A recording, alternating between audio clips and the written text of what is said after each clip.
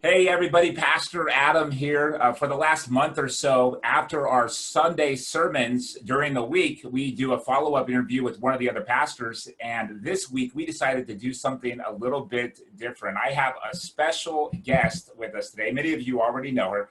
This is Amy Gamble, an award-winning mental health advocate and motivational speaker. She's an Olympian, a former Division I athlete, one of the greatest athletes in Ohio Valley's history at John Marshall High School. Amy lives in recovery with bipolar disorder and has helped thousands of people right here in the Ohio Valley and all throughout the country with her writing, speaking, and mental health advocacy. On top of all that, Amy is a woman of faith who works with her local church and other local churches to help remove the stigma that churches can sometimes have when it comes to mental illness. Amy, you are a local legend. Thank you so much for being with us today. How are you doing? That's an incredible introduction. Thank you so much. You can introduce me anytime. Sounds good. I'll travel the world with you. Okay, awesome. I hope so. So what is a mental health advocate and why do you do what you do? A mental health advocate is a person who advocates either at the state or federal government level to change policy or impact policy that improves the lives of people with mental illness. It also can be a person who is advocating at a hospital for a loved one who needs treatment. Sometimes it's those of us who have mental illness or lived experience who educate and inform others using our lived experience to help share stories. And very often it's family members who rally around the person who's not well and help them get the help that they need. And why I'm passionate about it is because for over 30 years, I have been a mental health advocate. And that when I was 19, my mom had a mental health crisis. And a year later, my sister had a mental health crisis. And then years later, I did. So all of that experience and, I always say that you can't take a negative and turn it into a positive. You can't take the pain and make it something that's painful and just ignore it or pretend that it didn't happen. But there is healing that happens when you use that wisdom to help other people. Yeah, that's so good. That was actually the big idea of the message on Sunday was that you have to deal with the emotions that you feel in order to experience the fullness of life. And so many of us, we try to stuff them away or pretend like it's not there or pretend that the pain doesn't exist. And so to have somebody, and as followers of Christ, it's so important that we deal with our own stuff, but then also encourage people. It's okay to get help. It's okay to talk to me or to a professional or somebody who can be able to help you in this area. And so thank you so much for your work there. Yeah, thank you. And I know for me and other pastors here in town, and I'm friends with counselors, with the coronavirus and the stay-at-home orders and just everything that's on the news and the racial tension, the political tension that we see on social media feeds, our mental health as a collective is really being affected, perhaps in ways that we're not even aware of yet. And so this past Sunday, we talked a little bit about fear and anxiety and how important it is for us to be able to know that we're commanded not to be afraid and not to have anxiety, not because we're not going to have those things, but because we are going to have those things. God lets us know that he's going to be there for us, that we can turn to him, and that he's going to help guide us through the darkness into the light. And so how important are things like prayer and Bible and to your own mental health? And then also, what are some other habits or routines that can be helpful that you recommend for yourself and for others? I like every morning I put up bird feeders since the coronavirus because I was doing a lot of outdoor work. And I found that going outside every morning and sitting and having that inner reflection moment and listening to the birds, it was almost like God's church providing me with a meditation tape. That's how I would look at that. And it gave me so many insights. And initially in the beginning of this, when my life was totally disrupted, like everyone's lives have been disrupted, I was disappointed because I had a lot of things on the calendar, and it took me a little while to get past that. But I definitely use a lot of prayer. I go and pick out different verses in the Bible that resonate with me, and look for, sources online, I actually listen to a variety of pastors, and take everything that I can get. I use every resource that I have access to in order to be able to help myself. Yeah, that's so good. Those habits, sometimes we get into, read the Bible and pray, and people can get into a routine of reading the Bible and prayer, and man, those are beautiful gifts that God has given us. But we have different personalities and we've been wired differently. And so I always encourage others, and I have to remind myself to mix it up a little bit, because we can connect with God in a variety of ways. And so those times outside, listening to the birds, taking prayer walks, writing a journal, a daily gratitude list, it's going to look different for everybody. But those things are so important, and thank you for sharing that. Now, there are folks who, they read the Bible and they go to church and they connect with other Christians, and they're praying, but they still feel stuck, and they feel like no matter what they do, they're just this anxiety that's debilitating, or whatnot, and sometimes there really is a difference between just some mental health habits that are good for everybody, and then knowing when you actually have a mental illness, and you know way more about that than I do. And so can you speak to that? What's the difference between mental health and mental illness? Yeah, so the first thing is that everyone has mental health. Yes. Not everyone has mental illness. That's a good way. Yeah. So mental health essentially means that we are able to cope in healthy ways with this normal everyday stressors that we have, and that we're able to live and contribute to our communities and work and be productive and fruitful. That's essentially what mental health means. When it comes to mental illness, that's a diagnosable illness that affects a person's thinking, emotions, and behavior. It impacts a person's ability to work or go to school, carry out daily activities like maybe brushing your teeth, taking a shower, and engage in satisfying relationships. So when you look at mental health, there's a quadrant. And so you could have no mental illness and be really great mentally healthy. You could not have a mental illness and not be mentally healthy, right? You might not be able to cope, right? But not have a diagnosable mental illness. Then you can have a mental illness and not be doing very well mentally healthy. And then I have strived to be in this category, which I haven't always been here, but I strive to stay in the category of having a mental illness and living a mentally healthy life. Yeah, thanks for the clarification there. I think that just being able to identify, what I am doing everything I can to be mentally healthy, and yet I'm still struggling. There might be more to the story. And if somebody were kind of in that position, what would a good next step for them be? Yeah, so usually there's a time frame that people put on. Let's say we'll use depression as an example. So if you're feeling really sad and lethargic and unmotivated, and it's interfering with your daily activities, maybe your relationships, maybe you're having some really dark thoughts, you're thinking about suicide or death or things like that, those are huge red flags, and you want to get help. And if those symptoms continue on for a 2-week period of time, then that's when you know that. Now, immediately, if you're thinking thoughts of suicide or self-harm, things like that, you should definitely reach out right away for help. But if you have those other things that I mentioned, then you want to see if it goes on. If it continues to go on, you want to reach out to get some professional help.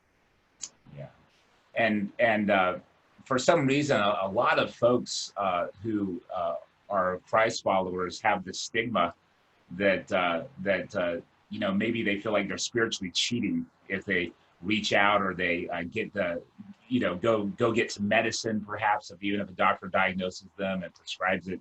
And I've always encouraged those folks, you're praying for an answer, you're asking God to provide you with a solution. And what if the medication and being able to speak with a therapist is the answer to your prayer? And and do you see that sometimes that is a stigma? And would you kind of agree with what I just said? I do. I 100% agree. And I think there's just been a very long history of stigma within the faith community. And we're seeing that getting peeled away, having conversations like we're doing today. So I thank you for that. Opening up the dialogue is so critically important, because what has happened over time is that we have thought of mental illness as something that is wrong with us, that we're broken. And the truth is that if we were to recategorize mental illness as a neurological condition, when I say that, right away, everybody's going to shift. There is a very powerful MRI that has shown in research that essentially every mental health condition, mental illness, is a neurological condition. It just costs $250 million, and so it's not available everywhere. Yeah. But one day, we'll probably see the shift towards mental illnesses being thought of as neurological conditions. And if you had epilepsy, for example, you would not be inclined to believe there was something wrong with you or that you're spiritually weak. But 50 years ago, epilepsy was considered a mental illness. Yeah. And before that, people were considered to be demonically possessed. So you can see the changes that we've had in our culture over time. And I believe that's the same thing where we need to be when it comes to mental health conditions. Yeah, I agree. And I don't think we do people any favors when we kind of put this shame or this guilt, or we want to move them along real quickly with just pray more, just have more faith, just read the Bible. And well, I am praying and I do have faith, but then they start questioning whether they have strong enough faith and whether they're really a believer. And the reality is that none of us have perfect faith, that we're doing the best with the faith that we do have to continue to move forward. And so we need to meet people where they're at and offer them grace and yes, give them some routines and some spiritual habits that will help them. But if they're doing those things and they're in that quadrant of healthy habits and they're still having struggles for that 2-week period or more, perhaps there's something else going on. And so thank you so much for that clarification. And I think it's really, really important that we love people well. I mean, as Christians, that's what we're called to do. It's not just about us. We want to meet people where they're at, rejoice with those who rejoice and weep with those who weep. And in order to love people who are struggling with mental illness well, we need to take care of ourselves. Mm-hmm. But then if we have somebody in our life who is showing these symptoms, sometimes because of the symptoms, they don't have the initiative to get the help for themselves. What would your advice be to somebody who has a loved one in their life who are showing some of these symptoms? I would have a conversation with them privately and using I statements. I've noticed that you're staying in bed a lot longer than you usually do. I've noticed that you're not interested in socializing or going out like we used to do. I noticed that you don't want to go to church anymore, or that you're having a hard time, taking a shower. I'm concerned about you. Those are the words that I would use in a private kind of way, non-threatening, non-blaming kind of way, like, you need to do this or you need to do that. That's a real turnoff for those of us who struggle. And then follow that by encourage someone to possibly reach out for support. Have you thought about reaching out for support? I'm willing to help you. I'm willing to help find a therapist, a counselor, or a doctor, maybe starting with a primary care doctor and then moving to a psychiatrist if necessary. Yeah. And what are the stats, most recent stats as far as how many people suffer from mental illness. I haven't seen those stats lately. Do you have any updated stats on that? Yeah. So the statistic was 1 in 5, and the reason I say was is because we had this coronavirus pandemic, right? And what they're seeing already is a 40% increase in anxiety medications already. There's a real fear that the coronavirus will increase deaths by suicide, deaths by overdoses, and depression. And they're starting to see that already. And so what we need to do as people who are concerned about others and want to help other people is to really focus on that early intervention and prevention side. So when you first start feeling depressed, don't hesitate to reach out to somebody, connect with somebody, because when we're lonely and we're isolated, it makes depression worse.